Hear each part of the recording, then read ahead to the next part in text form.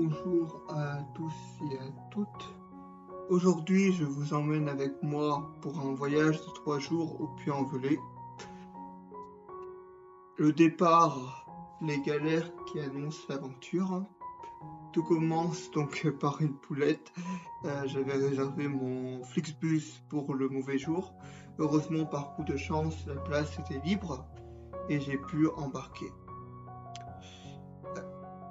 Au début, il y avait quelqu'un et ensuite la personne est partie en l'aéroport de Lyon et personne est venu à côté après. Donc, comme je disais, le bus est passé par Lyon, puis j'ai pris un train direct depuis Saint-Étienne jusqu'au Puy-en-Velay. Entre les retards, les correspondances et les imprévus, ça a été un trajet un peu chaotique, mais c'est aussi ça qui fait le charme du voyage. En arrivant, première bonne surprise, mon hôtel est juste en face de la gare, parfait pour poser mes affaires et profiter du séjour. Donc voilà, dès le soir, je confirme du coup ma présence avec le gérant du coup du café décaféiné parce que je savais pas si j'allais assister ou pas. Et il me dit, soit ça a été décidé par la plateforme Discord que je n'ai pas, donc voilà, ils font décider entre eux. Soit il y avait un atelier avec un puzzle, soit il y avait justement un univers sur Fallout. Et moi je connaissais que Fallout Shelter, donc le jeu vidéo, alors que là c'est pas un jeu vidéo, là ils veulent faire carrément un jeu de rôle. Donc c'était la version Fallout, un jeu de rôle. Donc je me rends au bar décaféiné. Ici, on ne vient pas seulement pour boire un verre, mais surtout pour jouer. Chaque premier mercredi du mois, du coup, ils s'organisent des soirées jeux de société. J'ai découvert donc ce jeu qui était un plateau avec des figurines et des dés. Et franchement, l'ambiance était chaleureuse, le gérant était super sympathique et il m'a permis vraiment de me plonger dans l'atmosphère locale. Donc on va dire que c'est une première bonne soirée. Ensuite, je suis revenu à l'hôtel et là, j'ai pu aussi contempler sur mon retour d'hôtel puisqu'il faisait nuit, du coup, la ville qui était carrément illuminée. C'était une des villes de la région qui était d'ailleurs illuminée sur les bâtiments. Donc il y avait l'hôtel de ville, il y avait le musée, il y avait un pont, il y avait je sais plus quoi encore. Mais c'était pas mal ce qu'ils faisaient passer là, c'était quand même pas mal. Et ils font ça seulement l'été apparemment. Donc je suis revenu à l'hôtel et il le fallait parce que le lendemain, j'ai attaqué très tôt le matin. Donc direction Polignac, à seulement 8h ou 9h, voilà, vers une forteresse médiévale, donc perchée perché sur un rocher, voilà, sur une ville. Le site était impressionnant, avec donc son donjon, voilà, et la vue donc dégagée de la ville, etc. Aussi bien de haut que de loin, on avait un très beau aperçu. Plutôt que prendre le bus, j'ai décidé donc de revenir à pied jusqu'au rocher d'Aiguille, qui a aussi un autre nom, mais alors là j'ai forget, je sais pas pourquoi. Ensuite, donc je me suis pris à la figure une marche de 1h30 que j'ai surnommée la route Polska parce que les balises ressemblaient au drapeau polonais. Un petit clin d'œil humoristique, on va dire, qu'a eu la ville pour m'accompagner sur le bon chemin. Le rocher donc d'Aiguille, c'est un site vraiment unique. En bas, il y a l'accueil, une boutique, un petit musée d'histoire qui explique du coup un échange de rochers formé il y a des siècles par une éruption volcanique. Ensuite, place à l'ascension donc du coup d'une centaine de marches à gravir et au sommet, donc on découvre une chapelle millénaire avec donc comme c'est un site effectivement de culte religieux que j'ignorais, hein, je voulais visiter au début juste une ville, etc. Je m'attendais vraiment à ça.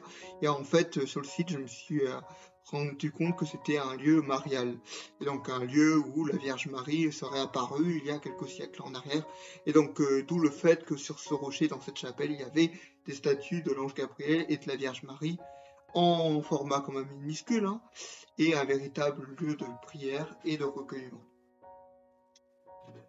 L'endroit était à la fois spirituel et spectaculaire.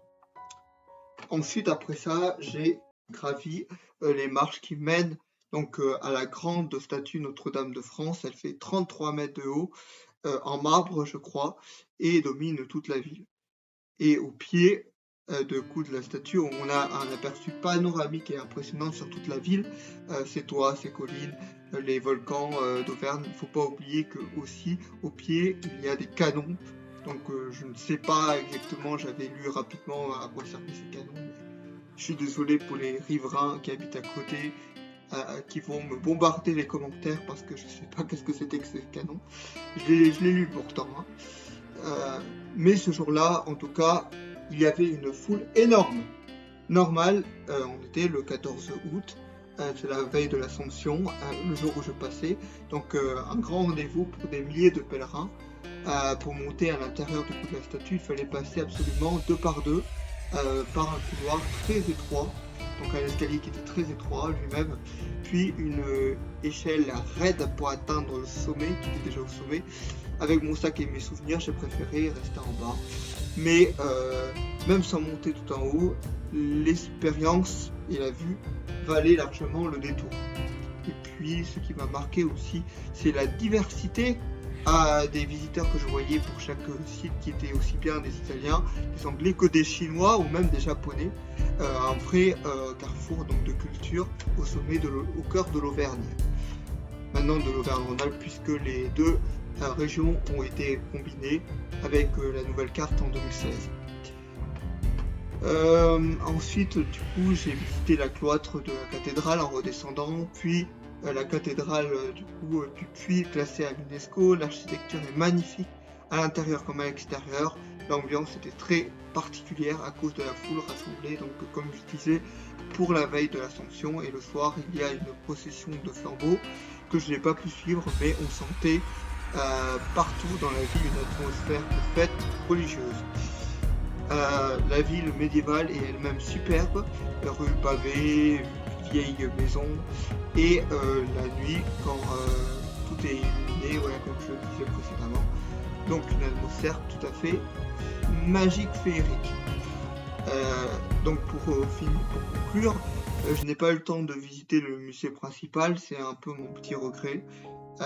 Mais j'ai eu de beaux échanges, notamment avec la réception d'hôtel, certains passants, et le décaféiné, qui est le lieu que j'avais cité précédemment. Le reste du temps, j'ai surtout profité donc, de l'ambiance, du paysage, et croisé voilà, pas mal de personnes. Bon, j'étais aussi fatigué, hein, voilà, mais notamment plein de souvenirs en tête, notamment aussi des souvenirs que j'ai pris de magasins locaux et à côté de ces sites. Donc j'ai profité aussi pour aller manger dans un restaurant thaïlandais le tout dernier jour. C'était pas mal, on voyait le contact quand même qu'il y avait voilà, sur place. En conclusion, Puy-en-Velay, c'est une ville donc, que je peux vous recommander à taille humaine, avec des gens accueillants, un patrimoine exceptionnel et une ambiance à la fois historique et spirituelle. Franchement, si vous cherchez une destination qui combine culture, spiritualité mais convivialité, je vous recommande vraiment donc de venir découvrir le Puy-en-Velay. Voilà, c'est dans notre région, enfin moi je parle surtout pour les personnes de la région Rhône-Alpes Auvergne. J'espère faire davantage de vlogs prochainement et plus de vidéos. Voilà. C'était donc Lex Moon. N'hésitez pas à vous abonner et à mettre des likes. Et sur ce,